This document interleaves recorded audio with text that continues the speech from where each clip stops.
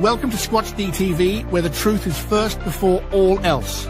Join your hosts, veteran investigator, TV personality, and author Steve Kulls, and from the Kentucky Bigfoot Research Project and the Kentucky Fried Fixes channel, Chris Bennett.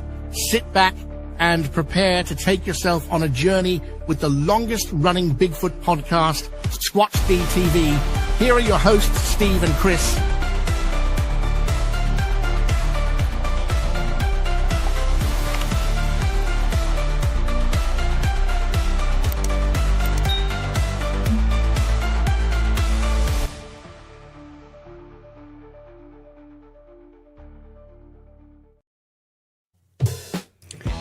And good evening, cyberspace. Welcome to another edition of Squatch-D TV for today's date, April 8th, 2026. I'm your host, your guide, Squatch Detective Steve Kulls, along with my co-host, Mr. Chris Bennett. What's up, Chris? Steve. Happy Hump Day!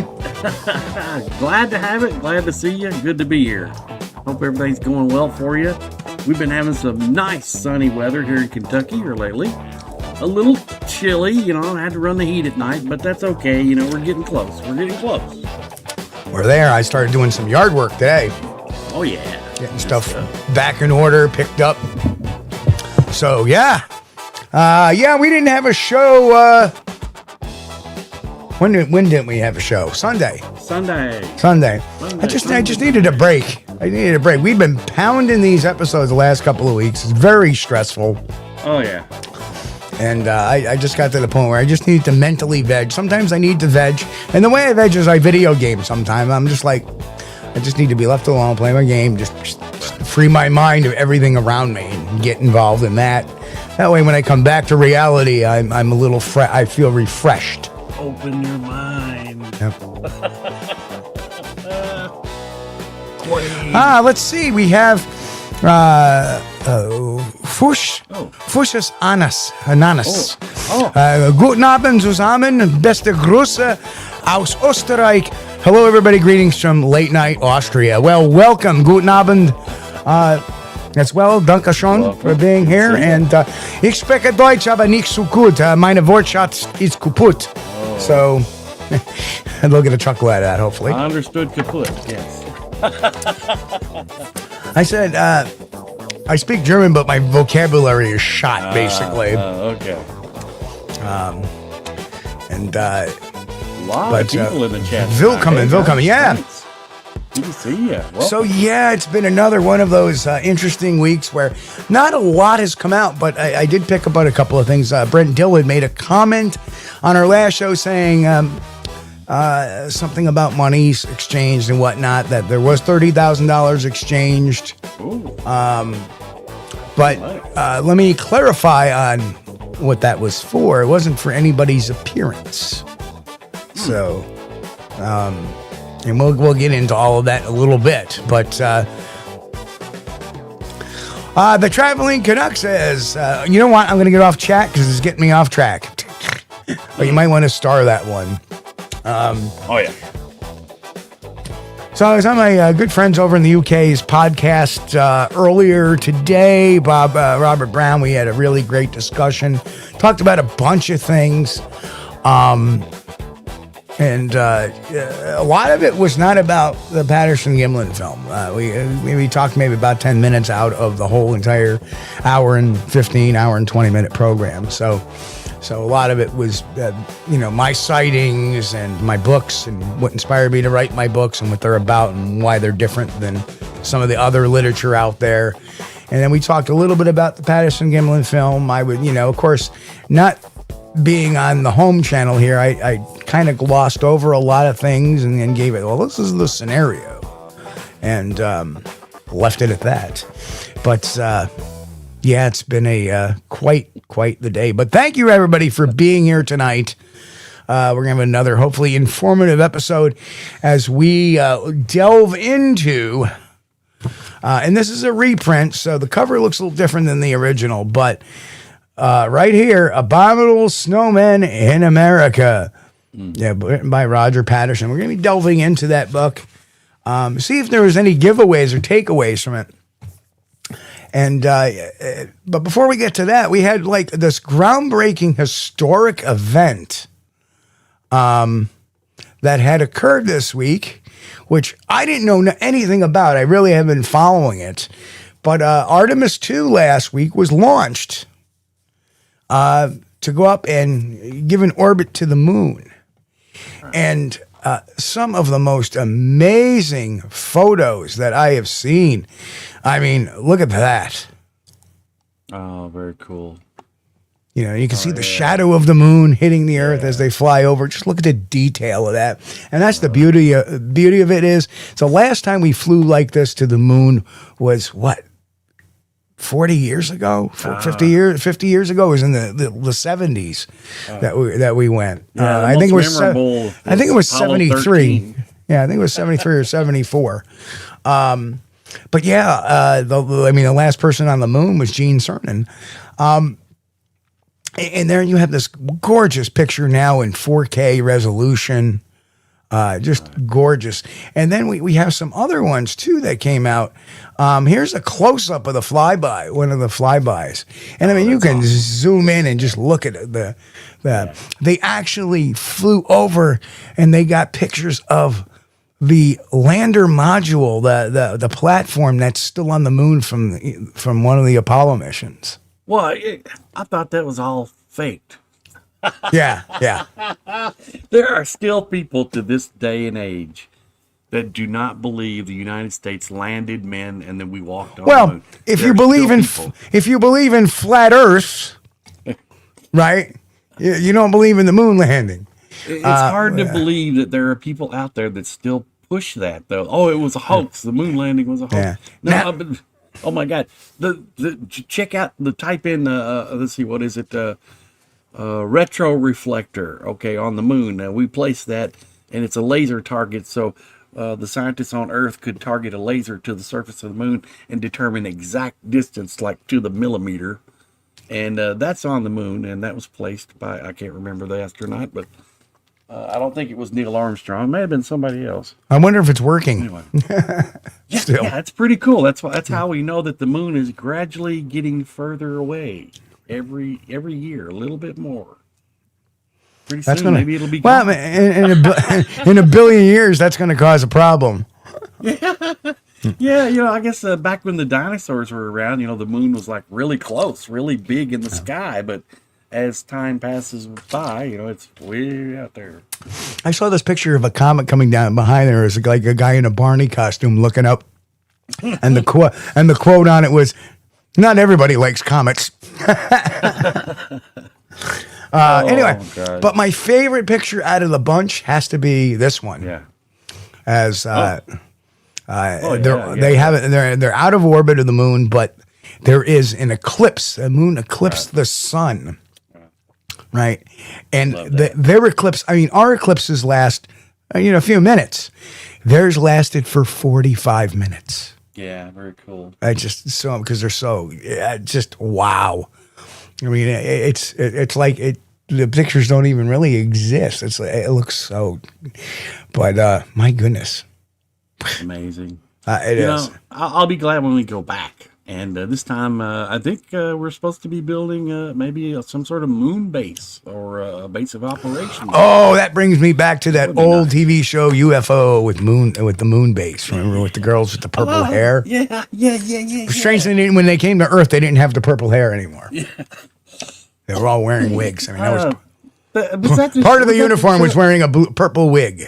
Was that the series where the moon was knocked out of orbit or something? No, that was another one done by the same producer, or the same producer. I can't remember the name of it. Space 1999. Okay, cool. Martin Landau is in it, and of course Martin Landau. Yes. Great actor. Love that guy. Great. I mean, it was a great show. He really put a good acting job into a good sci-fi show. It was kind of far-fetched, but at the same time, as they're traveling around, there's Haley's calling, guys. Thank you, sir.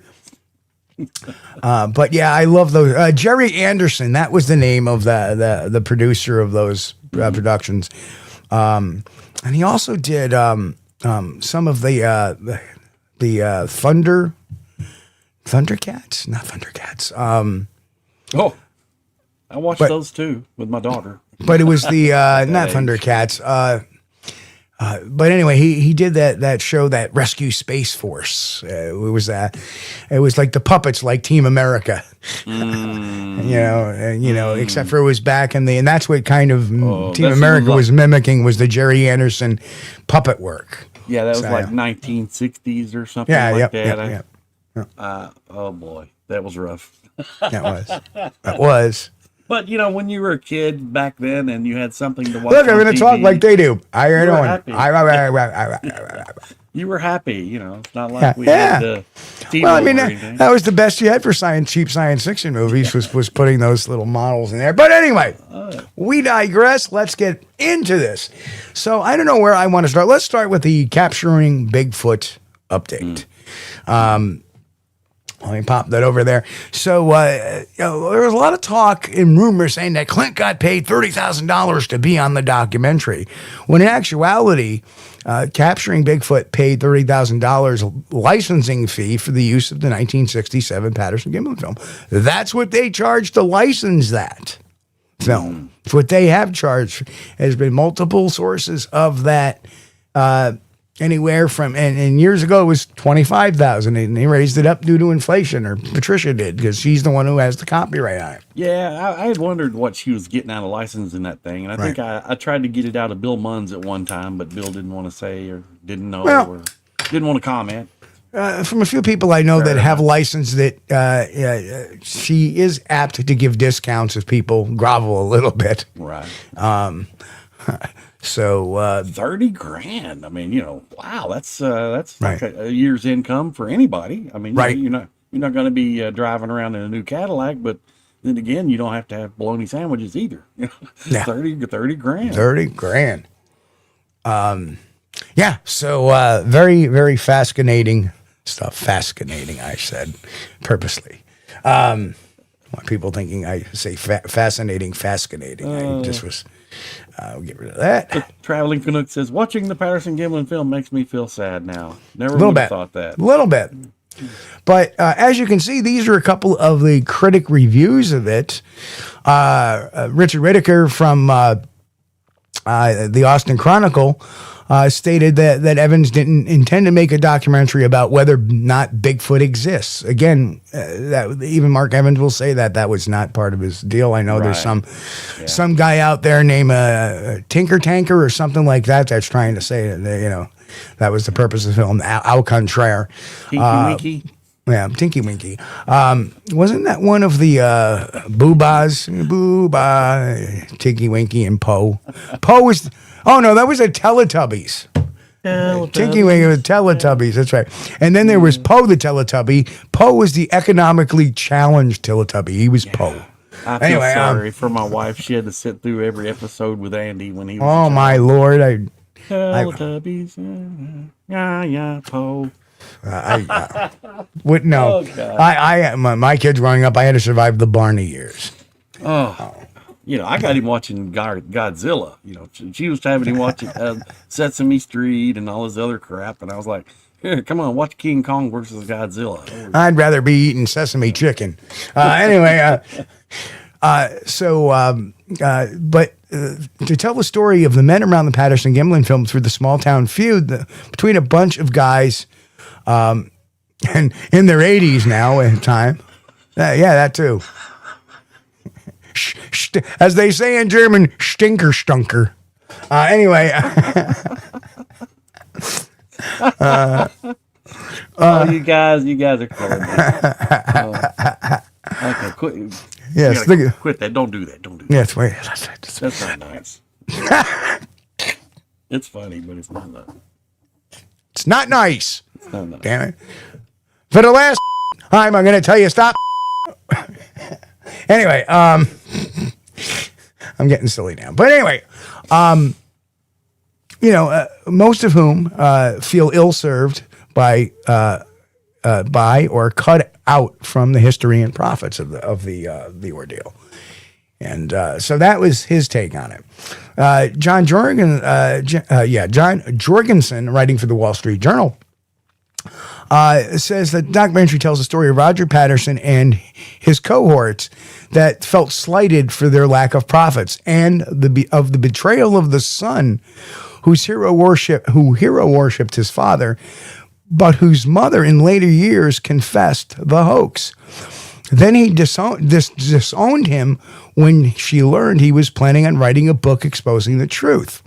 Very true. We've already heard the rumors in the films, and people have seen it, and from the directors that they actually have the letter, and they show that letter in the film of her disowning him. I mean, when you think about it now, if you get 3 or 4 licensing fees over the course of a year or two, that's some pretty good chunk of change. That's some bling. Yeah. I'd be driving around with the big, diamond-studded P with my neck going to the party. Now we're talking about driving around in a new caddy. Yes. But don't forget the big chain with the big P on it. Well, yeah, you could probably have one of those too. Yes. Or the PG, PGF, whatever. Wow.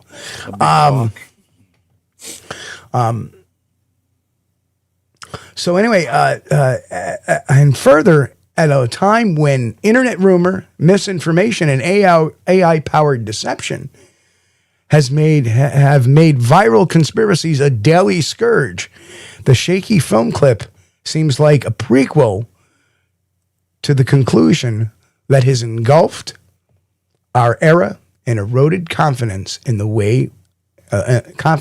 very idea of truth. Such hard hitting when you think of that sentence. I just every word of that is very eloquent if you think about that. The shaky film clip seems like a prequel to the conclusion that has engulfed our era and eroded confidence in the very idea of truth.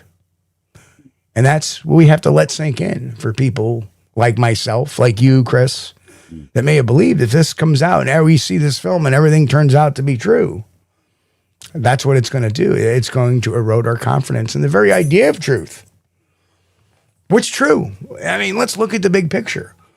John Green, Renee DeHinden apparently paid $1,500 a piece for copies of that film. Yeah. Does that give you bias now? If you spend that much money, if you drop $1,500 in 1968, that's a lot of money. Or 1967, and then add maybe they didn't buy it right away, but whatever. That's a lot of money. Yeah. I'm going to put up the Southern Sierra Bigfoot's comment up, said how magnificent a liar Bob G would have to be. Well, not really. There's a story of a man named Brady who's bringing up. No, sorry. I'm in one of those moods today. As you can see, I'm. That's a good point. Rep says, he could still written a book exposing the truth, just listed under fiction, fantasy is all. Yeah. But Clint held off writing the book. Get out of there! I don't know what you're going after. I don't know what he's doing under the chair. Hang on a second. I have to scold the office assistant. Get him a snack. Get him a doggy chew. He deserves it. And now, thanks, Chris. Take over for a second. Now he's looking at me because you said that. And he's like, oh, you're going to give me something? I'll be right back. Give me something. And the Traveling Canuck says, in my research over the years regarding Sasquatch, I've always kept this motto: never underestimate a hoaxer. That's a good motto. I like the way you think. Yeah, that's good. Yeah, no matter how good it looks, it's only as good as the story behind it. And if that falls through, well, oh, wow. All right, I'm back. So he's going to get one of these. I agree, Rev. These do not taste very good either. No. You try one out? I did now. They need a Ritz or something. I'm not quite sure. Anyway, yeah, we get ours those beef flavored chew stick things. They're terrible. Come on, tell me people haven't taken a bite of the pepperoni because they smell just like Slim Jims. Anyway, getting back to this, you can see what the mainstream media is writing, and like I said, it's going to be a hard nugget to swallow when this film comes out to the main public and they see this, and the other reviewers and the general public says, okay, they're going to say put a fork in it, and there's true or not, or it's going to be the reality that people are going to say it's done. If what they say is true. And I'm just trying to ease people into that feeling that it doesn't really matter. We can jump up and down and scream as Bigfooters saying, oh, that's a bunch of baloney. And we got to look at the evidence. And that's what I base my career on, is evidence, not on supposition or straw arguments like a money grab. And we've talked about the money grab before. But that's where we kind of move into this book. And we move into certain things. While we're on the money deal, Roger's book is great. Oh yeah, it's a good book. It's a good book. It's got but I have to say, the more boring parts is where Roger writes. Right. Well, I love the descriptions of the old sightings. The old classics. Right, but he doesn't write them for the most part. He comments on them, but for most of the book, there are articles. They are articles written by Ivan Sanderson,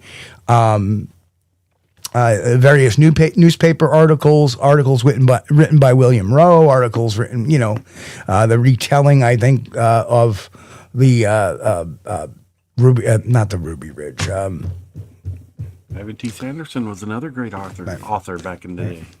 Yep. So you have all these articles that, and this was Patterson traveling his circles, getting permission to do this. Now, the interesting thing is that there was one chapter in there where he meets with Ray Wallace. And Ray Wallace was talking about stuff, and Ray Wallace had said something about some of the audibles he had heard these creatures make. And Roger says, I've never heard any of those before. He goes, so I don't know what to make of it. I can't say if it comes from Sasquatch or not, but I've never heard from them before. So it's really a great retelling. He's got a lot of his drawings in there of some of the recreations. And we know he redid the William Rowe drawing. I'm not going to put it up there because this one's been beat to a dead horse. But that particular Bigfoot had kind of pendulous breasts. The same as Patty, right? Notwithstanding. We're talking definitely National Geographic era. Yeah. So there's that to contend with. And mind you, this book was published in 1966. Okay. We know that's the same year of the film stock of this alleged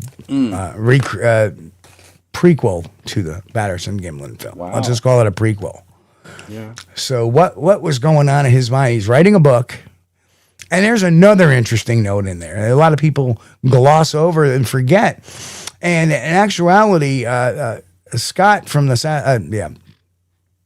Sasquatch Archives, Scott Prescott had covered this 4 years ago, and you can catch that over on the Sasquatch Archives. But in the back of the book, there is the Abominable Snowman Club of America. Right. Yes, I remember this distinctly. Yes.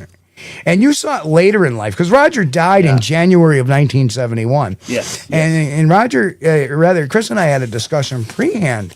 And thanks to the work of Scott over at Sasquatch Archives, we found out that when Roger died, the club was taken over by Ron Olson, who produced that Bigfoot or Sasquatch, the Legend of Bigfoot, right? Yeah. See, and I read this book in the early '80s, and if it hadn't been, I already knew at that time that Roger Patterson had died in '73, whatever.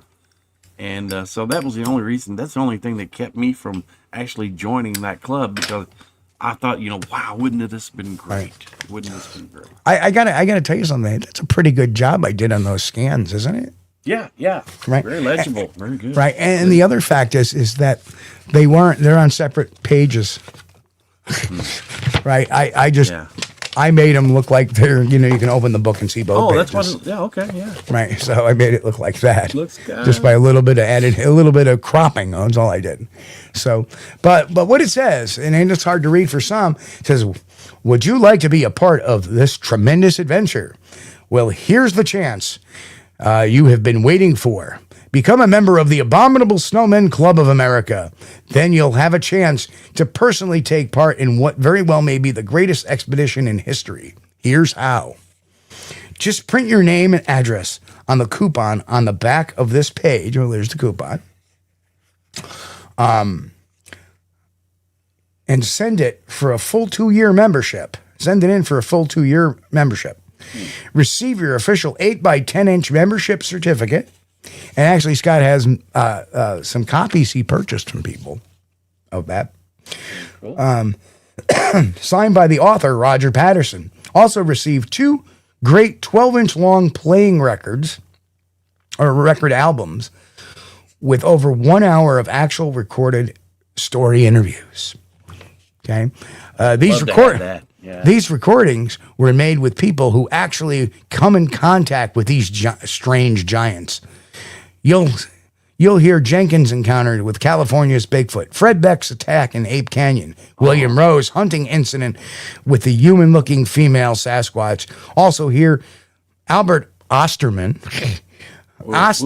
personal history of how he was kidnapped by the Sasquatch of British Columbia and lived 6 days with them before escaping. These records are available only through the offer in this book. So you have that. Time for a swallow of water.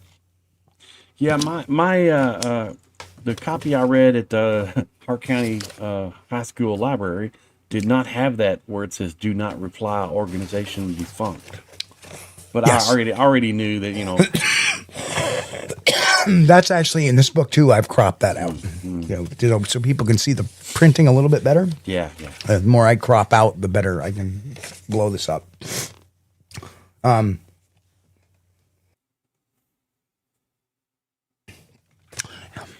Anytime after receiving your membership, very cool, certificate, please send a letter stating why you would like to become a member of this expedition. Also, stating your qualifications. If you are selected, you will have special part paid a salary in the expedition. So they're going to pay it. Every 4 months, you will receive a bulletin with the latest news about the Abominable Snowmen of America. And then we go to the next page, including all the findings of our planned expeditions into California and Washington's wilderness areas. In return, you will send us any information you have on these giant creatures, and we will pass it along to the rest of the club. Sound interesting? You bet your bottom dollar it is. Send today for your membership, record albums, and a chance to be a member of one of the greatest expeditions in history. All this for only $5.95. So that's a deal. That's a deal. That's about $30. Yeah. In today's money. Yeah. Yeah, gas was like 39 cents a gallon back then. That's for a 2-year membership. But here's the thing. When people got their membership certificates, they only were for a year. Whoops. Right? Right. Well, you pay for the first year, then you renew, right? Right. And you know how many memberships he got? No idea. Well, I don't know either, because no records were ever kept of this club. Oh. Right? Well, none. Now, here's the interesting thing. Let's plop on to our next slide. It's been a real idea in promotion, marginally met as a real membership solicitation, not real as a functioning organization. There is no hard evidence to it. There's no hard evidence it produced a bulletin, although I've heard it may have produced a couple. Maintained a real membership system, or conducted reported expeditions as a group. There was an individual, often identified as publisher-editor Glenn Colling, who is as the editor of this book in Bigfoot literature. had to step in and manage or refund memberships when Patterson failed to follow through. Let me give you a great example. There were never any records sent out to anybody. None of these interviews were ever sent out in record form to anybody. Oh, that's bad. That was the bait. You're going to hear all these now. People like say, well, yeah, I may have a chance to get in the expedition, but hey, I'm getting these records out of this deal. These 2 records.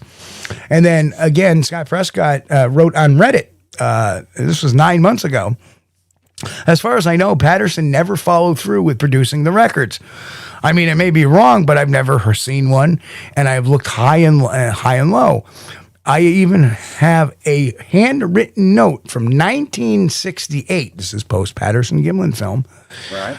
From a disgruntled then member of the Abominable Snowmen Club of America, Patterson's Club, stating that Patterson was a fraud because he never produced the record as promised. Oh. Now that's bad news. Well, if anybody's going to have a copy of this, it's going to be Todd Prescott. Prescott would have it. Yeah, he managed to collect. Well, here's the other interesting thing. You can take it for what it's worth. You start a club in 66, and then somewhere. How does this fit into the timeline? You have this money grab. Yeah, you're putting this out in your book, but you're going to start this club, and then all of a sudden you have this amazing footage of a Bigfoot, and obviously this complaint was in 68. So, and Todd was showing people that were still getting memberships as late as 1971, and Roger died in January 1971. We found out that Ron Olson, the producer of Sasquatch, The Legend of Bigfoot, actually took over the club after Roger had died. Well, so, I knew that Ron Olson had like a Bigfoot newsletter thing that you could get, but I never knew that it was related to the Patterson Gimlin. Right. I think Ron was a little more above board and tried to get bulletins out to people and stuff like that. Yeah. But again, it's also rumored this club was also run along with Al Diatley. Oh. And I'm wondering if Mr. Bob Gimlin was involved in this as well. The guy with the big house. Right. So you have this and well, if this was part of the business model, I mean, Bob Gimlin was like one of the 3 people on it. I mean, if people don't see this as a relation, let's think about this for a minute. There was a guy, Joan, get me a Snapple. Who in 2005 set a webcam subscription service up. Yes. Gets on Coast to Coast AM and says, months after they start the subscription service, we have a captured Bigfoot. Stagecoach, Arizona or something. Stagecoach, Nevada. Nevada, okay, yeah. Right? And we have doctors or veterinarians looking at it right now. Quote. Turns out the whole thing was bull. Oh, I got duped. Yeah, pull out the dupe card. But in the meantime, how many subs in the 2 weeks that it took did he get from people on a national, because he announced this on Coast to Coast AM. Yes. So we had a couple of million listeners over the course of a couple of days listening to this, saying they're going to put the cameras on it too, because he promised that we were going to get the cameras on it when we get everything settled down. You go to his website and you pay the fee, and you're going to have access to the live camera or whatever. Right. Mm-hmm. So now we now have to go to 1960s verbatim. If I start a club, right, for $5.95, which again is the equivalent to $30, which is kind of the equivalent to what the man from Stagecoach, the man from Joan, get me a snap. was charging people for the webcam monthly service. That was the gift that keeps on giving. It was a monthly thing. And a year later, he comes up with this magnificent film. And I'm sure by then, you know, his Abominable Snowman Club of America, the membership shoot up. Oh my goodness, he got film. I got to get involved with this. I got to get on board. Now everybody's buying his book. Everybody's looking to see what he has to say. And everybody sees the, you know, there's the advertisement in the back of the book for the club. Yeah. I can see more cash grab. Yeah. And I'm going to put some of these up as we go too, Steve. Kaiju Ninja says, Steve, I wonder how many more books were sold after the Patterson Gimlin film was released. Yeah. And don't forget, Roger went on the talking circuit. He was on the Art Linkletter show. Yeah. And a bunch of other ones. Unfortunately, I've tried to get some of the interview archives from those, and they don't exist today because back then they didn't really save those daily shows too much. They would trash them or reuse them or somehow, or they would just trash them after a while. I wonder if Roger Patterson took copies of his books with him when he did these presentations. Oh, sure he did. I would. Well, absolutely. As an author, yes. When I go to presentations, I have books. Right. That's where you kind of get some of the cost of getting there, and whatever your food or whatever is not reimbursed by the. Yeah, when we were talking about Al DeAtley's house, Reverend Quantum Bigfoot said that's what paid for the house, Chris. Right. So you have that, right? Yeah. And it fits in the timeline perfectly too. Book was written in 66. Film stock was 66 stock. You know, even though I know nobody can really pinpoint when it exactly was filmed. Again, makes sense. The PG film was shot on 67 stock. So I'm sure the 66 stock was used before the 67 stock. That would make sense, yeah. It's just common sense. So yeah, it's as an investigator, I look to see if the pieces fit, and the more I dig, the more I see things put into the timeline. And we have a timeline going on. Chris and I do. Are you going to share that tonight, or are you? No, not yet. No, we're waiting. Okay. As an investigator, my job is to follow the money. Yes. You can follow a bunch of things. You can either follow a piece of merchandise. You can follow. Where a person goes, or you can follow where the money comes and goes from. And that's what Chris and I have been working really hard on the last couple of weeks is I want to know where the money is. You know, people want to say cash grab. Let's take a look at the real nitty gritty of this. Who got the cash grab? Say people who have been, let's put it this way. If I'm getting $30,000 a pop to license my Patterson Gimlin film, right? Am I going to come out and say it was a hoax? No, it's completely against your financial interest.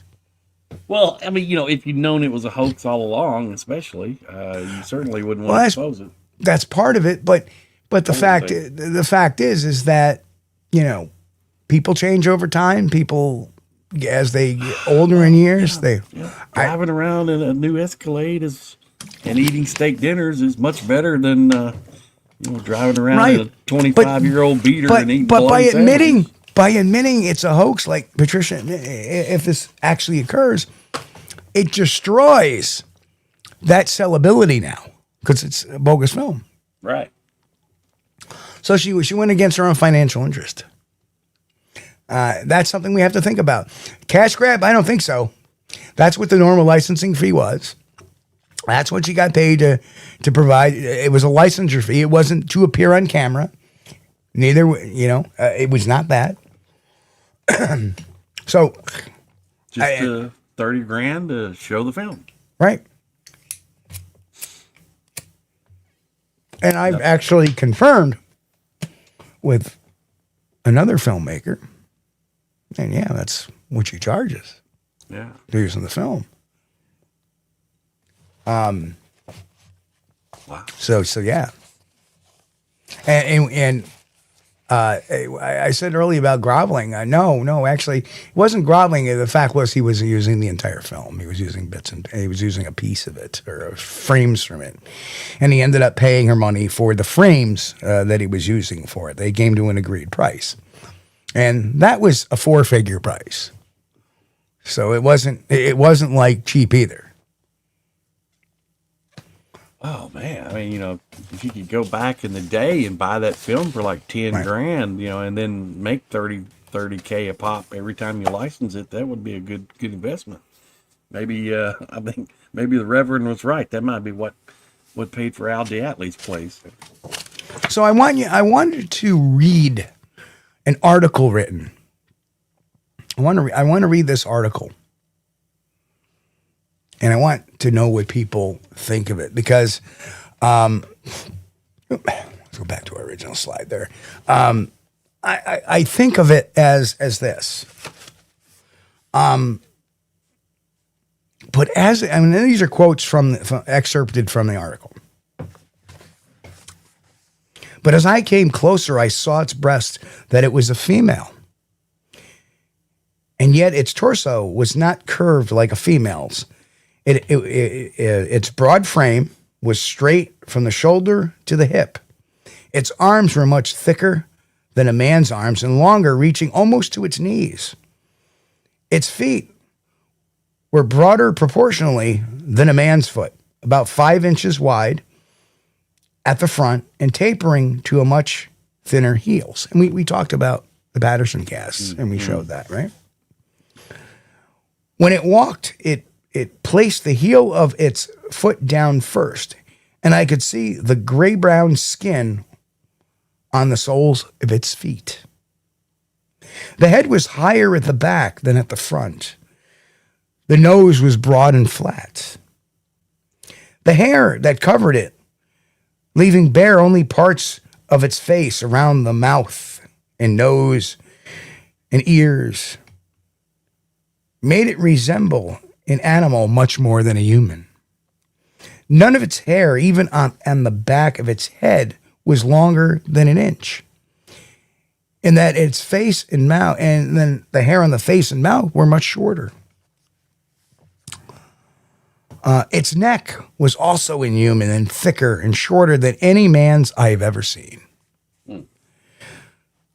For a moment, it watched me over its shoulder as it went, not exactly afraid, but as though it wanted no contact with anything strange. Very interesting description, right? I think I've dated that girl.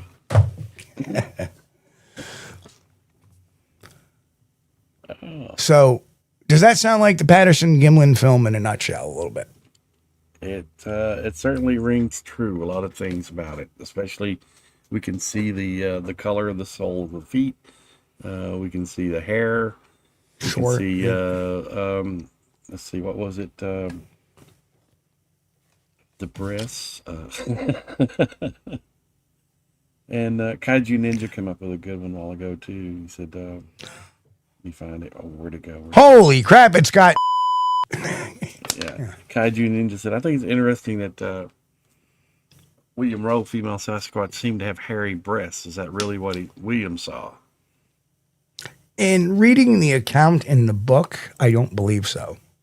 Although it said that it was covered in hair. So I think that naturally, right?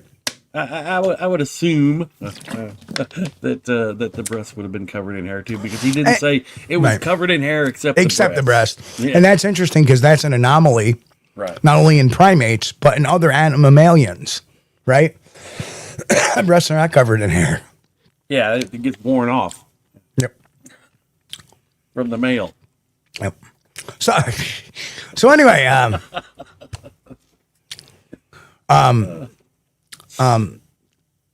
any comments on this article? And anybody has an idea of when this was written or who wrote this? Kaiju Ninja's the only one popped in about the article that I could see. There was Give him a second because some people have like a 30-second delay sometimes. There was, There was one earlier. This is another good one by Kaiju Ninja. Man, big brain working tonight. It says Steve, why do you think this 40-second test reel was locked away for 60 years? Let's save that for after. Let's get to Okay. that. We'll Okay. save that one. All right. We'll put that on the to-do list.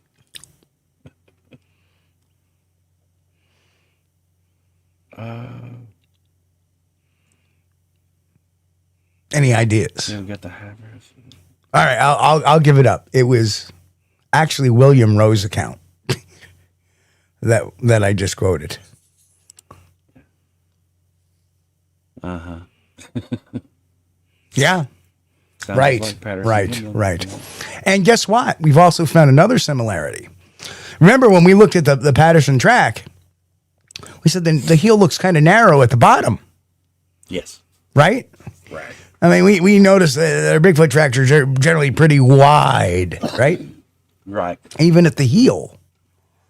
And that the narrowing or tapering of the foot is indicative of either something else or something Kinda else. odd. Mm. Right.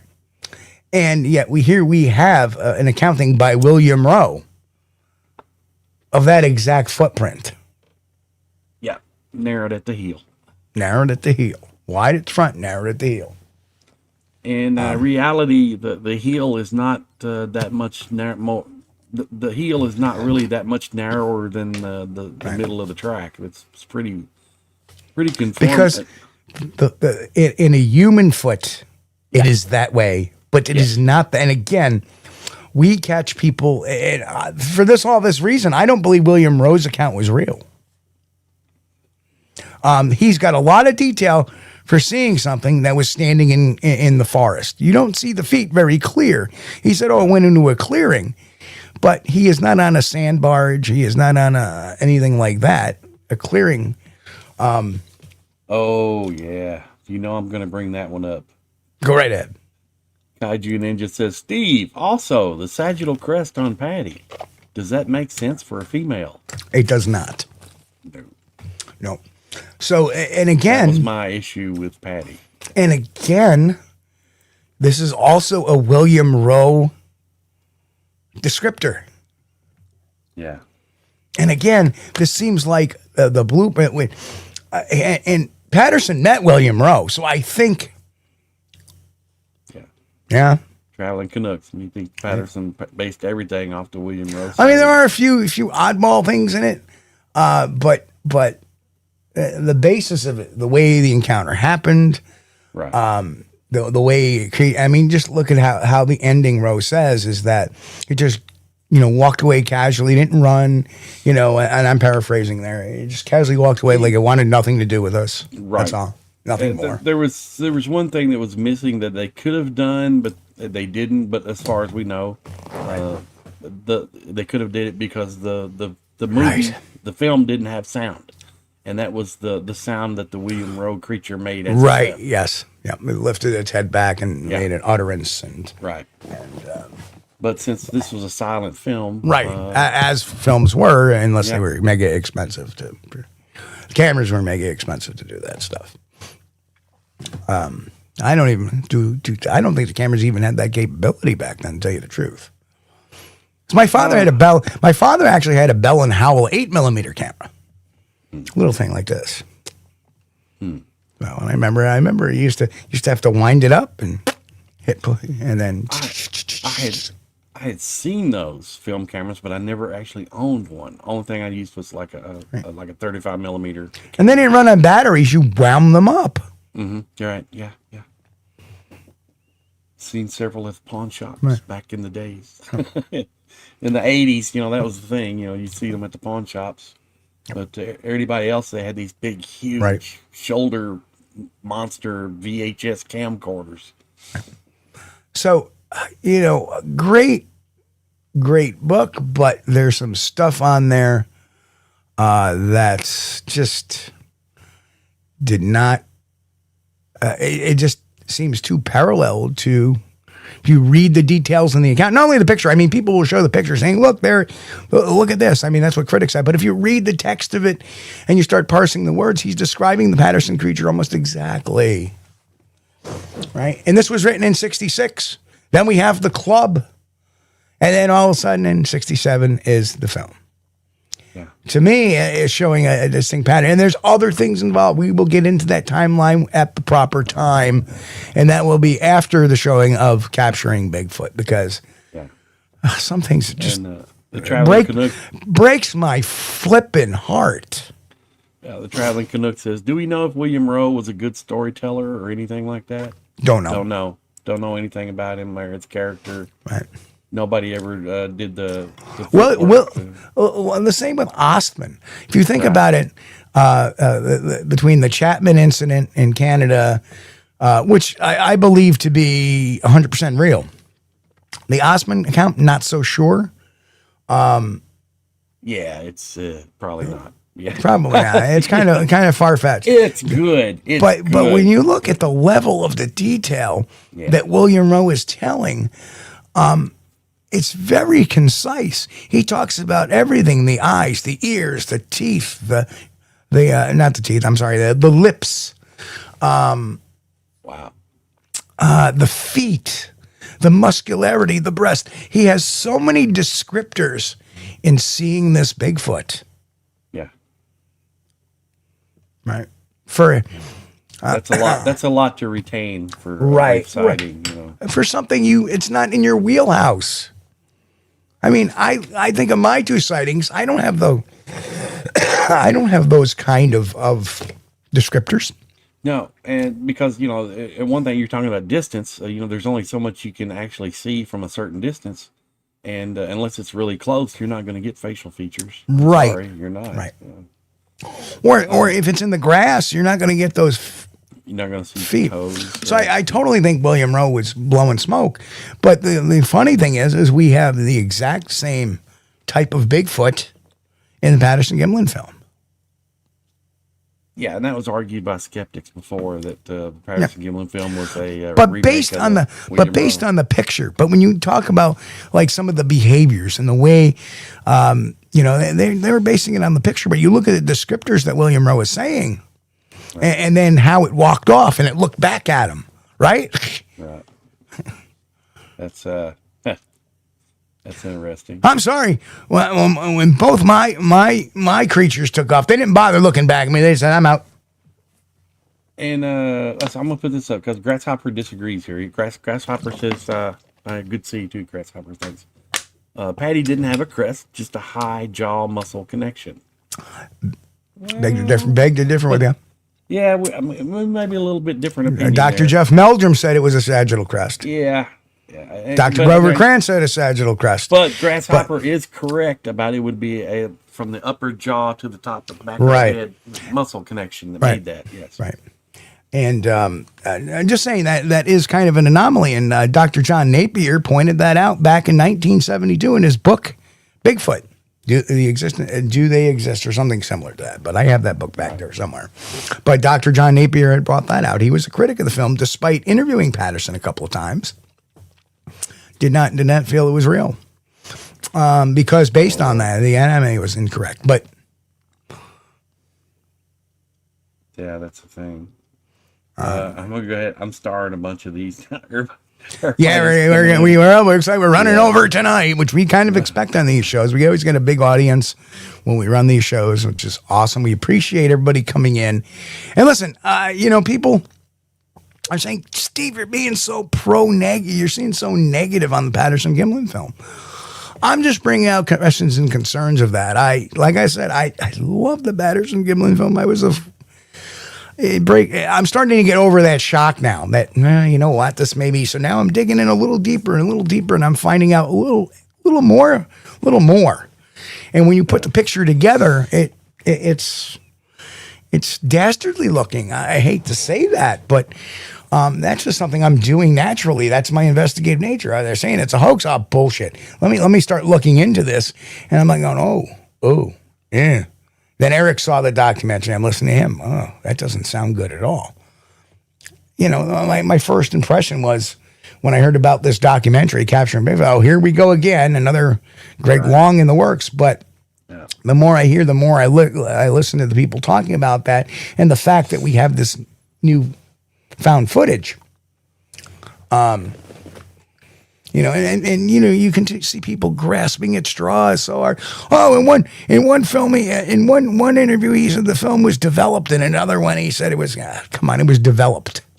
That was the whole, and they'll show the email that the writer. Now, I want to get to Kaiju Ninja's question. Why do I think Norm Johnson ended up with the film? Good question. Let's just say this. Maybe Norm Johnson didn't do the second film. Maybe it was somebody else. I don't know. One might say that may not, according to the film experts, that's the original. But why did Norm Johnson have it? I have no clue. Maybe he was in on the whole thing too. Maybe he was going to be the guy that developed the film and knew the truth. And I don't know. I just don't know. Obviously, if you're going to take it if you're doing the whole idea of a dry run seems kind of moot to me. I think this was their first attempt, and they didn't like what they saw in the film for some reason or another. Does that make sense, Chris? Starting to look like it to me. Looks right? like they shot the first one. They said, "Oh no, yeah, we're going to do better than this." We need a little weightier Bigfoot. Oh, right, yeah. Right. Doesn't look like a true giant, so that's when they. And we want to make sure everybody keeps their eye out for Kaiju Ninja's new upcoming book. Do Platypus of America really exist? No, do the abominable platypuses of America really exist? Or platypi, if you want to. We'll keep an eye open for that one. And Elliot Nick says, I reserve judgment until I see the documentary. Amen. Absolutely. Amen. Absolutely. I'm just giving you little tidbits and stuff. I'm not saying it's a hoax. I got to see the evidence yet. I got to see the final bit of evidence. Bigfoot Barbecue said, I know Renee DeHenden personally. Very cool. Hey, that's Jay. Good old Jay. Good to see you, Jay. Oh, good point. Kaiju Ninja said, if a person needs to lie for whatever reason, they can and will. And money does a lot of strange things. And as we see, yes. the money in this film wasn't to appear. It was to license the film. It was a film licensing fee. Yeah. And T Guzzler 69 says, I really hope it's real, but if they find out it was a hoax, it won't change my Absolutely not. Bigfoot. And that was my closing in my podcast tonight. Now, listen, there was citing reports 200 years before Patterson Gimlin Film. This is just one case. It just hung around for a longer time.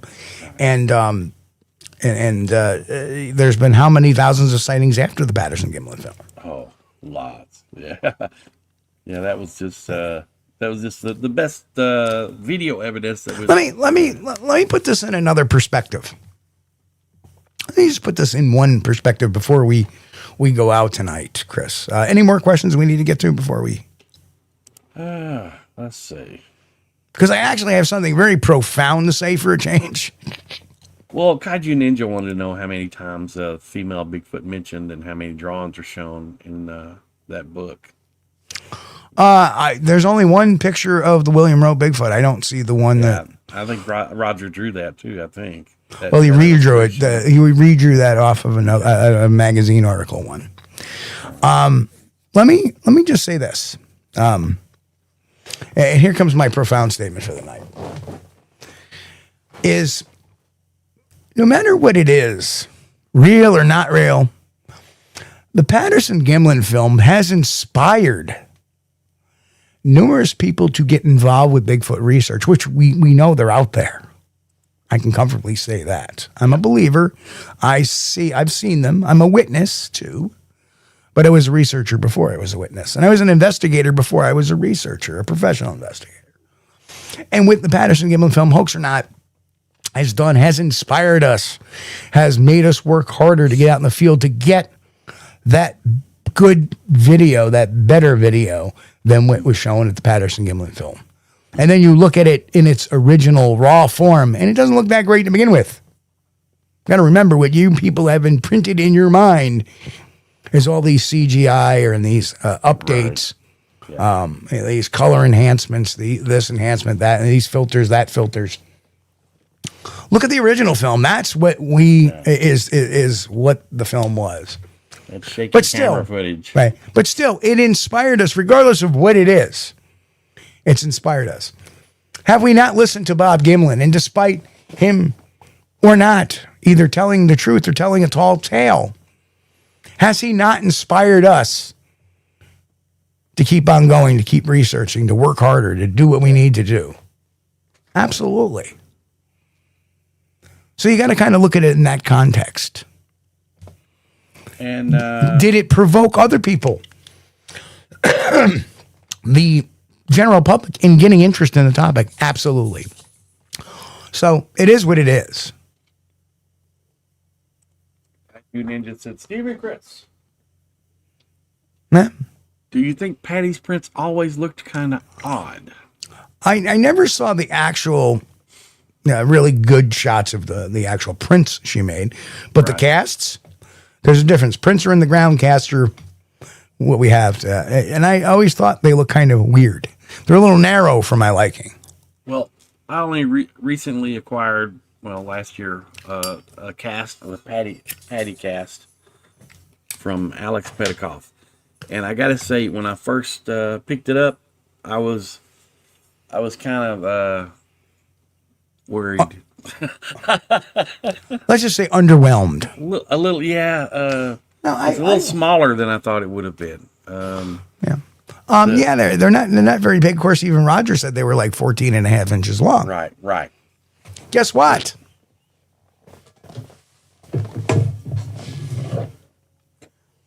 This bad boy is 14 and a half inches long. Yeah, that's right? more like it, right? But look how wide that heel is. That would support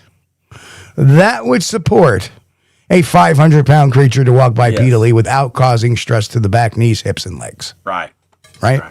That kind of foot coverage. But that's the thing, though. We don't really know the size of the creature. If you don't know the size of the creature, and you're just looking at the print, and you're like, it could be something small. But the main thing you got to look at is the things that we never did get to see, like the trackway. Look at. Can I just show you? Look at a channel out there that, one of our, channel. Well, not necessarily a YouTube channel. It could be a Facebook thing where the guy's always finding prints and always getting pictures and stuff like that. Sounds familiar, kind of, doesn't it? It just because Roger was always getting tracks. Right. And then there's a lot more to this story than we will ever know. But the stuff I'm learning and the stuff that I'm picking up here and there as an investor, I'm like, it's giving me cause for thought. Nothing about Bob Gimlin. This is all about Roger Patterson. Bob Gimlin was kind of the silent partner who was there during this, and he just had the misfortune, I guess, or fortune to carry on with the legacy of the Patterson Gimlin film if it turns out to be a hoax. Again, we all need, and I'm saying this, playing devil's advocate here, right? Yeah. Don't mean to be negative. Don't mean to sound negative. I'm just playing devil's advocate because there's not enough calm voices in the field right now to speak of this in a calm manner. And I get that, and I know Bill Munns, I said basically one of Bill Munns' contacts keeps wanting me to have Bill Munns on, and Bill Munns has been on at least 2 other podcasts that we know of, maybe some more. It's been quite around. He's been making the rounds. Right. Yeah. Right. But we haven't seen the film yet. So. Right. And the fact is, I want to talk to him after the film because he hasn't seen the entire film either, right? He needs to see the entire film, the production. He's only seen the found footage, right? And sometimes that can happen. You can look at, that's not it. You can do that. Like I said, you look at the story behind it before looking at the evidence. But I think here it's going to be a combination of the 1-2 punch there, I think. Yeah, unfortunately. The traveling Canuck wanted to know what track was that you had. That was the one you found in New York, right? That was the Freudian cast, correct. Freudian cast. Yeah. And then a year and a half later, I showed this earlier too. Well, I'm not going to retro back there, but a year and a half later, the same subject was found, had a little bit of a wider toe splay, which was kind of interesting. Right. So, wider toe splay, not the same toe splay. We always look for that. The length and the heel width are the same. The toe splay is a little bit different. And when I mean, Patterson's casts were, 4.5 inches wide. I haven't measured that one. But this sucker is about 5 inches, 5.5 inches wide. That's a pretty big difference, actually. Yeah, that's the thing. It's not just a human foot scaled up. It's a completely different design, built to handle the weight of a creature that could hit 900 pounds. Chris, can you hold up your Patterson cast for one quick second? Sure. Like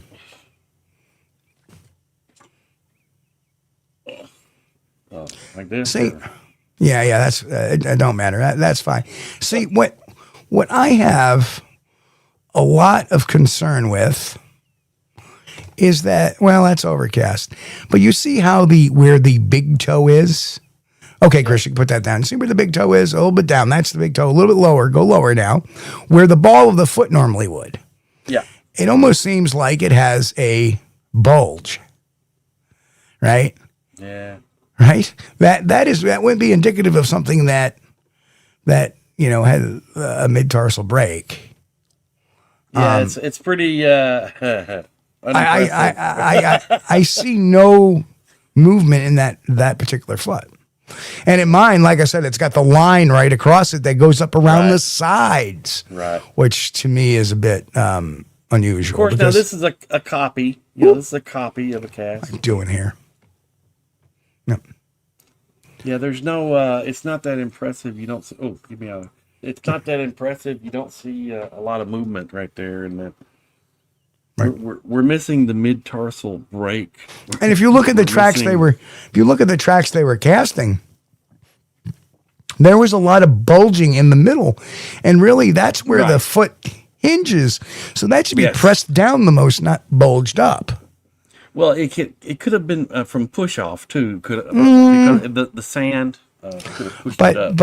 But if we listen to the way Bigfoot locomotives, they come down and pick up, but that's not going to necessarily make a big mound behind it, right? Why? Okay, so you look at those tracks. Why don't we have casts with the big divot in the middle? Well, that was the thing to me, and what reason why I had so many questions when we had Dr. Jeff Meldrum on, right? Because it looked like to me that the Bigfoot, when they walk, they place the front of their foot down first, not a heel to toe motion, but the front of the foot hits the ground first, and then they use that and push off. See, and then he explained it to me. Well, it depends on the situation and the terrain. I want to look at something real quick. That could explain it. Yeah, grasshopper. That was a copy of a copy. It's pretty diluted. I agree. It's a copy. And I have seen photographs and a short video of the trackway, which if the film was faked, so was the trackway, and they could have done anything they wanted to do. But there are some parts of that trackway. One track looked like the toes had I don't know, did a little number. Somebody wants to always text me. Oh.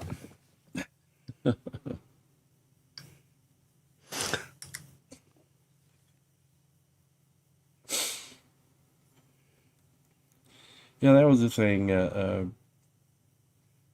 According to the tracks that I got, or the copy of the cast of the Patterson Gimlin film that I got, looks quite a bit different than what I've seen in Kentucky. And how elementary. Have we ever thought of measuring all the tracks toe splays? No, I've only got the one. Because if it's a set of stompers, all the toe splays are going to be the same. And yes. Tristan sent me this picture and said, look at the toes between the right and the left. And I'll let people decide for themselves. I don't know if we can do this right now. Go ahead. Nah, it's not going to shoot on the screen. It's not going to pick up very good on the phone. But they're very uniform. Very uniform. I don't know if those are necessarily even the Patterson Gimlin tracks. But again, wide at the front, narrow at the base, where we've seen kind of this uniform type of. Right. Maybe it which does makes narrow. sense. Which makes sense for a mid-tarsal break. You see, the narrowing of the foot is caused by the ball of the foot and the muscularity. Right. Right. Right? That's a human foot that's been cast without the ball of the foot in it. But even if you look at your cast, you kind of can see that there's a slight ball in it. Right. That it was almost modeled after a human, just bigger, right? And this whole... the one track, I had found one track that was like an hourglass shape as well. Right. And it was just as wide at the heel as it was at the front. And the only difference between that, and you would think, well, that's a human arch. Well, the thing of it is, the arch was on the outside of the foot rather than the inside of the foot. So that was completely backwards from human anatomy. And it might just be a there are such a thing as a misprint, or, doesn't capture the tracks. Right. So there's that. But you look at some of these Patterson castings, and where's the divots in the middle? Because all of them seem to have that hump in there. Yes. Right? But where are these divots in any of the casts? You get what I'm saying? Didn't cast those or what? I don't know. I don't know. No, they actually show pouring them, right? So my question would be that is something we do not have, even though there's a film out there of Roger pouring these casts. Right. Guess what, boys and girls? If you can say that we don't know when that found footage was filmed, we can also say the casting of those tracks. We have no idea when they were filmed either, just on the word of Roger Patterson and Bob Gimlin. Right. So there's tit for tat there too. And to me, they could have filmed that any time because it came on a different reel. They could have filmed that before. They could have filmed that a couple of days afterwards. Yes. If this whole thing was a hoax. Yes. And let's just show us, making some cast, or they might have done it that day. But here's the interesting thing. And Chris, you and I have looked at the reel of the film of Roger coming in on the original film, and we've looked at the pouring of the casts. Yes. And Roger is in a completely different shirt. Completely. And in the original, he was wearing chaps. Yes. And he was not wearing chaps when he was casting this stuff. Right. I mean, granted, he could have taken them off, but definitely a different shirt. He was wearing kind of like a rodeo-style dress type of shirt. And then when he's casting this, all of a sudden, he's in a different shirt. So, did he change shirts? It was never mentioned that he changed clothes at all. During the footage of what was reported as the B-roll, where Roger's leading the pack horse, he's wearing a rodeo type shirt, a cowboy western shirt that has the top like a lighter. Yeah, down the arms and collar, the sleeve, and then when he's casting the tracks, he's shown in looks like a flannel. Yeah, like a checkered flannel shirt. Right. Yes. So there's we don't know if it was filmed on the same day, which it doesn't look like it would have been, because why would he change his shirt in the... Right. I mean, I can understand if he had to change his pants or something, his underwear, but not his shirt. Would make a lot of sense. Especially if he's portraying that, I'm a rodeo cowboy, and I just, he found me a Bigfoot and made a movie of it. It's just that, in all these descriptors, and that's the interesting thing. As an investigator, I look at these things going, wait a minute, there was a change in clothes, but it was never mentioned at all. And that's something, we went back to get the plaster changed into work clothes. Those are the kind of details that would come out on a truthful thing. Didn't want to get plaster on his rodeo shirt. Yeah, they want to get plaster on my, I changed my shirt because I didn't want to get plaster on my rodeo shirt. I was wearing a nice shirt for the shoot. That's good. For the B-roll. Yeah, that's the thing. Reverend said that, or they left the site and went back. At least they covered the tracks up. That was one of the. Let me give you another interesting thing. Is that in one of the retellings of the whole, and I'm going to give you a little insight to this, what we've been finding out. In one of the retellings of the story, Bob makes mention of Roger showing him how to use the camera before he takes off with it. This is the first story in 1967 when, according to the story now, we've always heard the new polished version is that Roger and Bob, try to track it for 2 or 3 miles, and then they come back, it's getting late, we got to get back and make these casts because of sunlight. Who was taking pictures of Roger riding on the horse. Because in the story that Bob was telling afterwards is that before, and this is 67, not anytime recent. Kind of glosses that over right now because now Roger goes with him. But in the original in 67, Roger departs after he brings back Bob departs after he brings back Roger's horse to collect things. And at first he grabs the camera and goes. And then another time he says, well, Roger showed me how to use the camera and I left. Right? So that little added detail got in there. But if Roger showed him then how to use the camera, who was shooting the film beforehand? Had to be Bob Gimlin. Had to be. So why would Bob need to show him how to use the camera? Or Roger, yeah. Or Roger, yeah, exactly. Why would Roger need to show him how to use the camera if... It doesn't make any sense. Yeah, no, and this is not, as people say, well, he's elderly. No, this is not when he was elderly. He was telling this when he was in his 30s. Right. Yeah. This is like just a few days after they. And then like another couple of weeks after, it was another interview. Yeah. October 26, 1967. And you see, just watch the interviews of Roger progress over, while he was there. Watch his interview and see how the story changes a little bit. And that is something as a forensic witness interviewer or forensic, interviewer that talks to witnesses. That's something we look at is story reconstruction over time, and they adjust it to make it sound more plausible or to fill in gaps and holes. When in actuality, the earliest recollections of a story is when you should get the most details, and what we get is a lot of detail, but there's a lot of elements of what happened then that was very discombobulating. And a lot of times when people plan things, they don't think ahead because that's not in their psychology. They think people are going to accept it. They're not going to be asked, well, what did you do next? So did you go after it? Did you do that? And then they're like on the spot to make more of the story up. Yeah. Right? And that's what happens. That's how, as an investigator, I can get people to trip up because I'll ask them fine detail. Because I love, like the basic, I saw a Bigfoot cross the road. Okay, where are you coming from? What? Where were you coming from? Yeah. Right. Well, I was coming from my mother-in-law's. Well, where's your mother-in-law live? Oh, okay. And what time did you leave your mother-in-law's? Right? Because now we have, okay, this happened here. Your mother-in-law lives here. We have a timeline. Yeah. And they get all discombobulated over that. And I was like, okay, I know what's going on here. Right?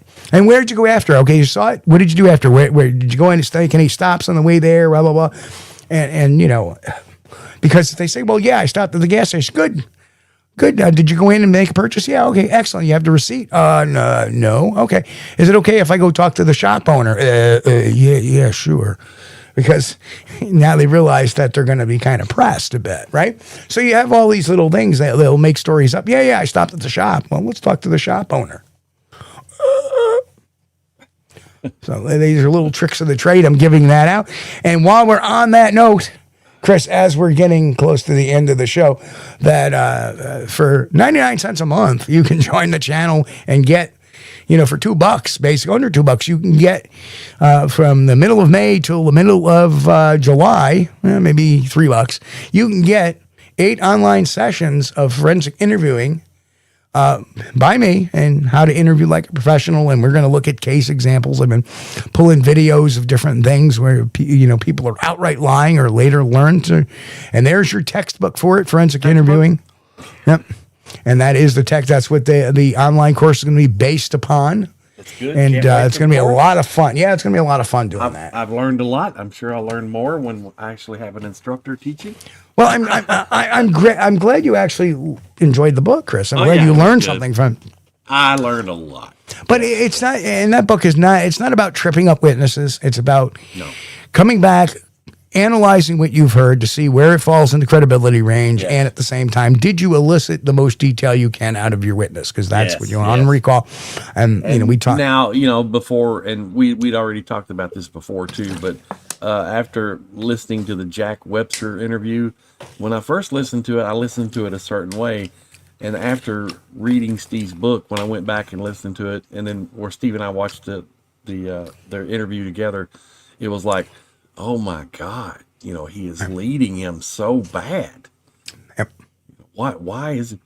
it was like Jack Webster was making up, giving him ideas to add to his story. And it's incredible. Right. And the beautiful thing about that Yeah. is that it served its purpose, actually. By leading him in the story, Yeah. even though that's not what you're supposed to do with a witness, are you supposed to let them tell the story? Just talk. Right. Right? And then have him fill the gaps in, right? Oh yeah. That's But he was leading them, but because he led them, right? Now they got locked into a story that they weren't expecting, and that's why I think over the years there's been this bumpy path of why is this not resolved? Why is that not resolved? Why is that? And they led to a little conflict during the interview. Roger had I think Bob. Let me stop you there. I think Bob's getting a little excited there because he didn't see the arms below the knee or the hands below the knees. I'm like, oh, that's odd. But I got to take into account though.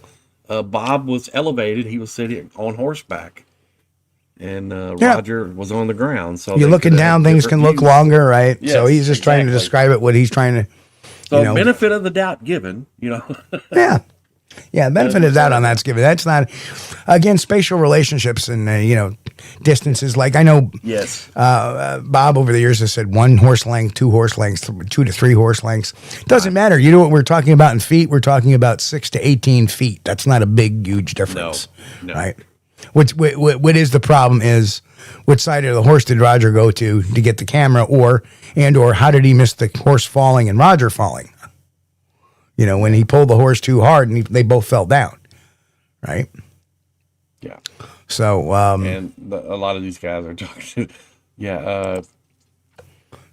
Danny said, I watched a lot of Bob's speaking events after the Jack Webster interview and taking detailed notes. Bob has changed his stories far too many times. Right. And that in forensic differences. In forensic witness interviewing, people can say, "Oh, well, he's elderly." No. If you listen to, all right, I'm going to start breaking out some of this. If you listen to some of the interviews, I always look at the baseline. And the nice thing about a lecture is when you get something in an event like this, you get a baseline from somebody. Right, you get the line of events that happen across the board. He's always been consistent with what had happened beforehand, how he met Roger, where they went. That morning he went out to take a ride on the horse and the shoe got loose and he had to go back to camp, get that. And Roger got up. Roger was a late sleeper, yada, yada, yada. And then from there, when it's time to see the creature, and what happened in the aftermath, that whole period of time, things get all mixed up. And that is not something that age will necessarily do to you unless you're in latter stages. There's no excuse that why Bob Gimlin would change his story from the 30s to his 50s to his 60s to his 70s. Right. And then 80s and 90s. I mean, 80s and 90s, okay. But I'm looking at interviews that were, a good 10 years ago, 20 years ago. I even found a 1993 interview. And there's some marked changes in that. And what they were done was to address some of the questions I think that people had raised. And that is what we call, constructive narrative, is that now the questions are being raised. So they're adding more detail over the years to validate these, what we call conflicts or concern, areas of concern. And when I do interviewing for, I'm interviewing a claimant or a witness or a claimant that's making claims that their house was burglarized or their house was lit on fire or they had something stolen or they got in a car accident and it was the other guy's fault. I look for the most detail first and not for them to correct it. The way Susan Smith got caught was that every time she went into the police department, she had a different fact or something changed a little bit, and she would add more detail in it to clarify that conflict that they had, right? So, that's the thing. When I interview somebody, I listen to them, and then in my mind, I'm keeping tally of, or I write it down, I'm keeping tally of the conflicts. Okay. And that's forming my questions for the follow-up to say, hey, A, B, C, D, E, and hear what they say and see if the story changes. And that's what we've seen over the years. And unfortunately, we will get into that again after Capturing Bigfoot premieres. I don't want to really cover that too much. And I hate to say that. I love Bob Gimlin. He's a nice guy, great guy, you know, a hell of a guy. But there are some inconsistencies. Danny said Bob said he never used the camera, but later in another interview, Bob said that after filming Patty, Roger reloaded the camera and wanted to follow Patty, but Roger called him back. Right. I, too, had heard Bob say that he never used the camera. Well, then who shot the B-roll? Yes. Number one. And number two, why did he say he grabbed the camera? Why did he say at another time that Roger showed him how to use the camera? So there is some conflict there. That's right. And like that is not something that's memory loss, folks. That is a major step in sequencing. And when you have problems in sequencing of how events happen, and people will make it say, well, it only happened, you know, and you understand when Bob starts his narrative, he is already negating objections. Well, this all happened really fast. He always says that. He always opens it. This all happened really fast. Right? Almost like he's trying to get people, if I'm not consistent, it all happened really fast.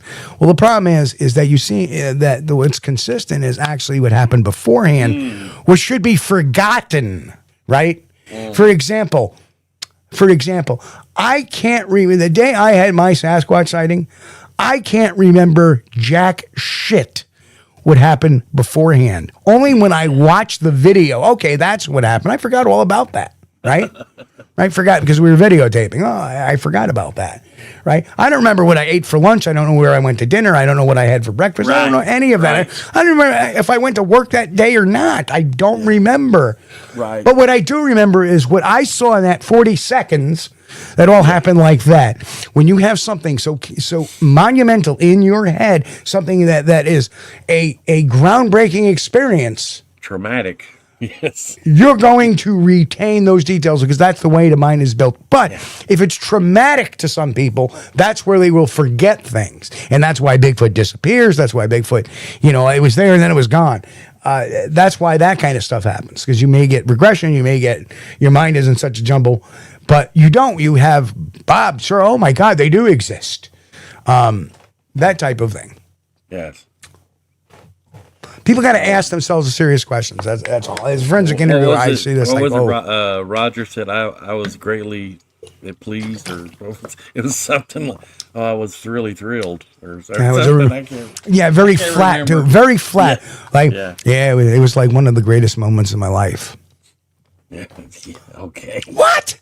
We wouldn't sell it very well. My reaction, you know, is like, yeah, I saw a Bigfoot. In fact, I started a lot of my lectures off. Not only am I a Bigfoot researcher, but I'm also a witness. Yeah. And this is what I saw. And I'll tell you, and I always have that passion and hands moving and stuff like that. And, you know, and that's what I look for in my witnesses, to see where their passion is, what their body language is, you know. And there's a big difference in body language for a contrived story versus a real story. So we won't get into that. I think it's worth mentioning Todd Prescott. Yeah, Todd. Yeah, I'm sorry. I was thinking of my buddy Scott today, but if you hadn't seen Todd Prescott's channel over on YouTube, check it out. It's what is it? Sasquatch Archives. Sasquatch Archives. Yeah, you see, that's an old guy problem right there. Is, you know, you're mixing up a name sometimes when you're. But yeah, that kind of got me, because I heard Bob Gimlin talk about that he never touched the camera. He didn't know how to use the camera. Didn't know anything about it. And if Todd's out there watching this, he can call me Sam anytime he wants. Oh yeah, Sam Kulls. No, Steve. I know it's right. Todd, bro. And then later on, we find out, well, somebody's filmed Roger coming off the hill leading a pack horse. Well, who filmed that if Bob never touched the camera? But you know, you got to give him the benefit of the doubt. He could have been speaking of to when the event occurred and they were filming Patty, that he never touched the camera. But he also predicated with that with, I really didn't know how the camera works. Well, that's a problem. Yes. Right. He always predicated, I didn't really know how the camera works. I said that in 2012 when I was there. Yikes. Because people were asking him some pretty hard questions.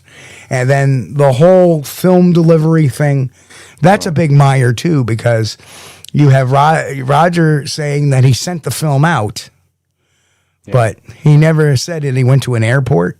to meet Al Diatley. He never said any of that. Right. That's a story that was constructed after the fact.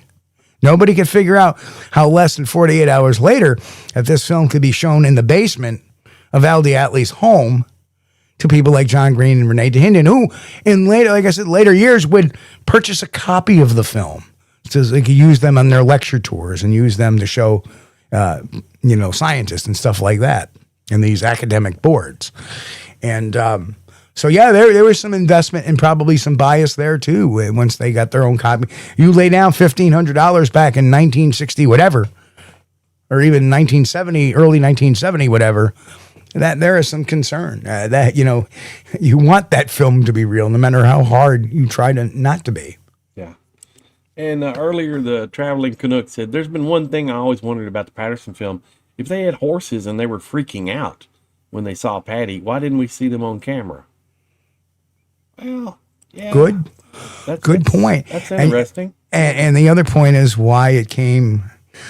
There's another statement where Roger's horse was getting a little bucky and Roger was a good rodeo person and he was trying to grab his camera and dismount at the same time, which he did.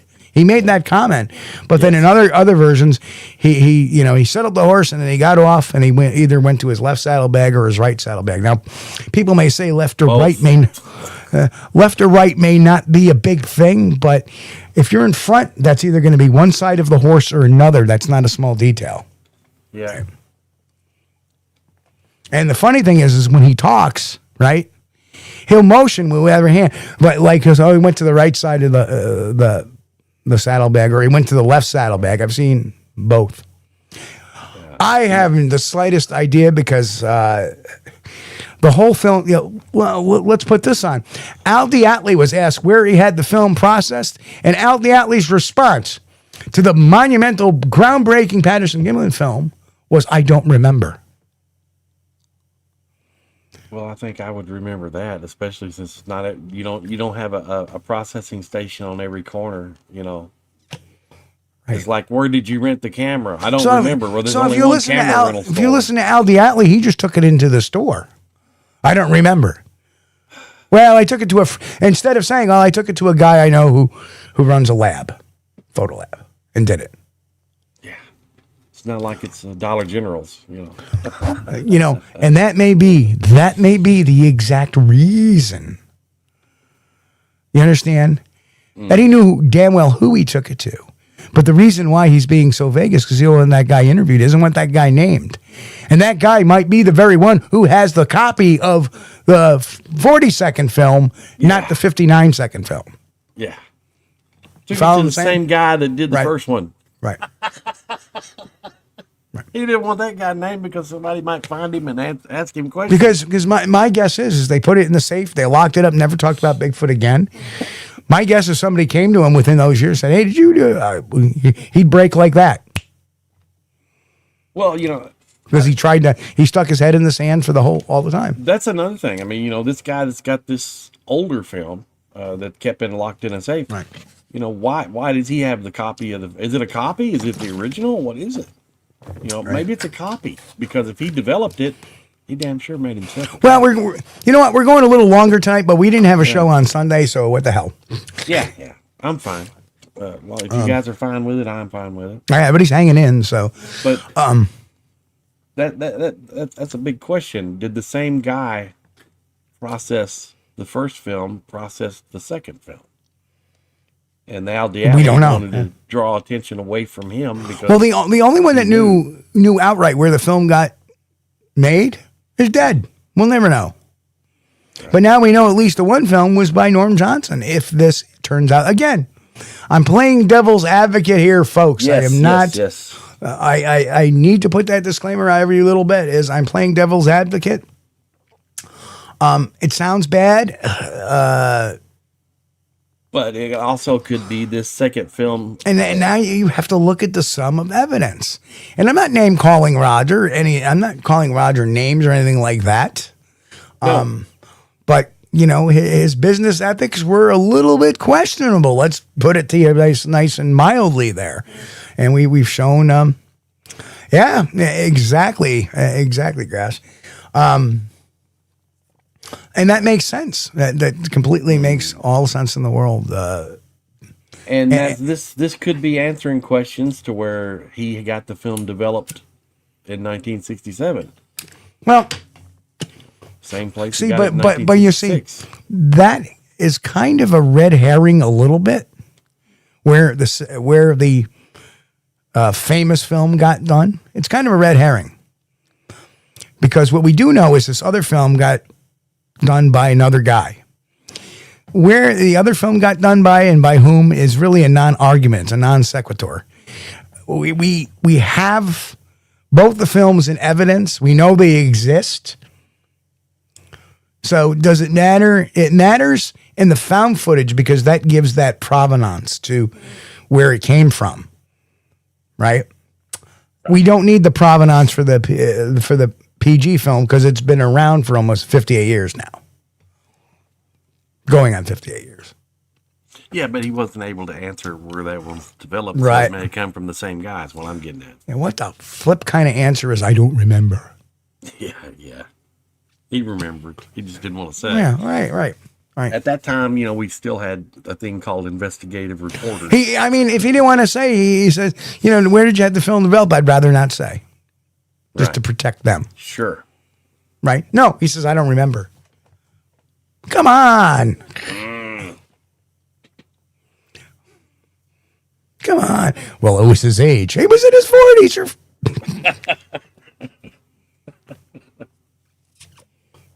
Yeah, there's a lot of loopholes. Yeah. Too many loopholes. And as an investigator, now that I've opened up my books to investigating this, that's true. Elton says it takes a special machine to develop that film, and your local labs did not own them. That's true. Bingo. Yep. There's only a couple of labs that did it: the Kodak lab and the Boeing lab. Bum, bum, bum. Bum, bum, bum. Bum, bum, bum. Come on, where's it at? Check, please. Anyway, yeah, I just it's all minutia to all of it. I think the true possibility. The guys still had a job to worry about. Al might have been protecting him. Mm-hmm. Might have been doing. He did something he wasn't supposed to have done. That's that too. That could very well be a possibility. But you don't say, I don't know. You say, I don't recall. I don't recall. I'd rather not say. A guy did a favor for me. That's it. I'd rather not say. But no, it showed a lie. I don't remember, which would be a lie. Wait a minute. You're being interviewed. You don't remember where you took the most famous film in the world to be? Not like. That's a good question. What's the best footage of Bigfoot if the Patterson one is a hoax? Hey, it's Jar Jar Binks. Jar Jar Binks is a very misunderstood character in the Star Wars trilogy. It's very sad. Very sad. Anyway. Not one of the greatest characters. But, Misa, know what you're talking about. Yeah. Anyway. I really didn't like that character. Moi. Anyway, I'm sorry. I'm doing my Jar Jar talk. But yeah, I don't. I don't know. I don't know what would be the next best footage. I don't think there is any next best footage because most of everything else you see is not near as clear. It's further away, or it's just obviously a guy in a suit. And we've also swayed back and forth on the Freeman footage as well. And I've seen something that my eyes, in very similar overtones, I've seen a film by Paul Freeman with a Bigfoot in it that was 4 months before his original.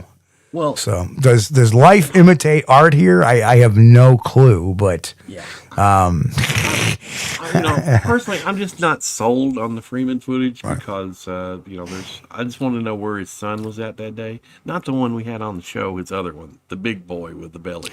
I think if we're going to get a Bigfoot on the camera, it's going to be on a remote camera or a camera, like a trail camera setup.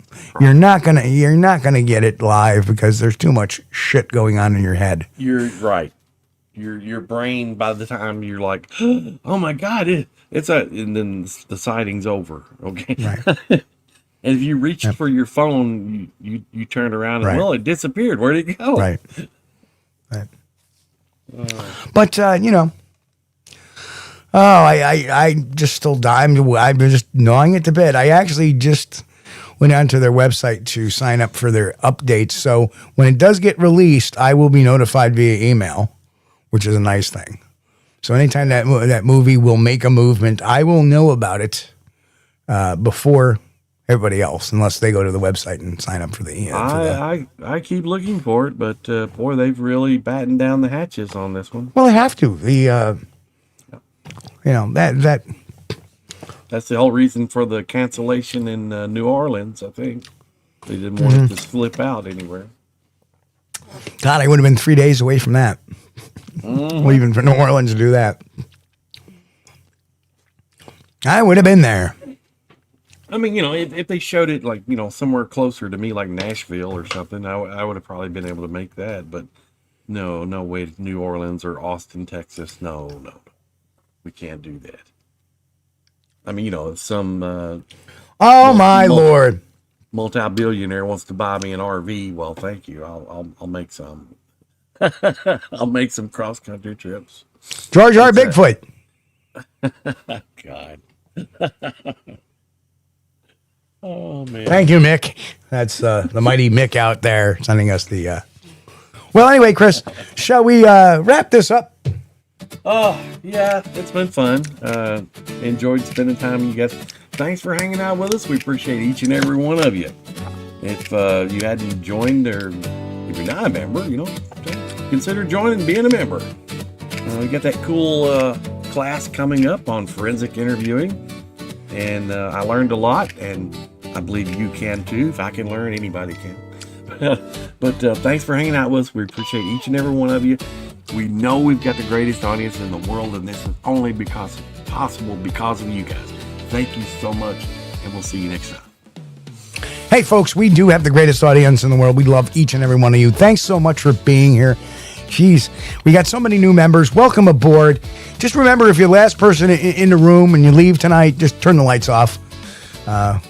We don't like big electric bills. Right, Chris? That's right.